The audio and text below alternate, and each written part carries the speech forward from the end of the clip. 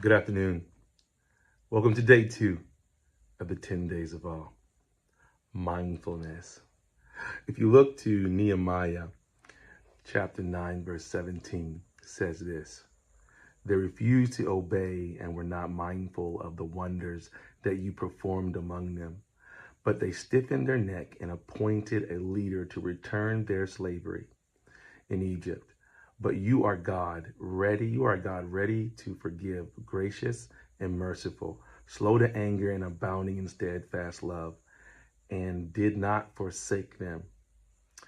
One of the things we talked about yesterday was the shofar, the blowing of this trumpet. And one of the pieces that is attached to that, meaning wise, according to the sages, is it was meant to represent partly the cries and the prayers unspoken and unheard by men's ears, but for God, it is loud and clear.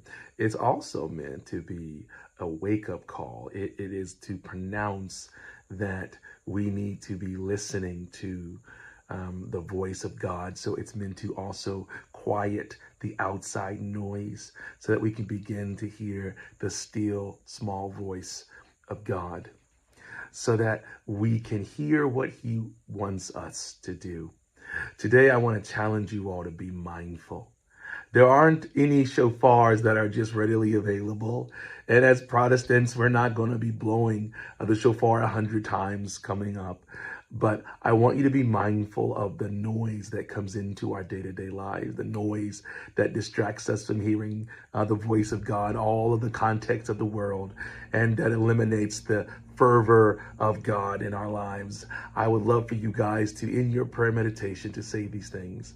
Here am I, Father God, use me. Be mindful in the moments where you can't hear the voice of God.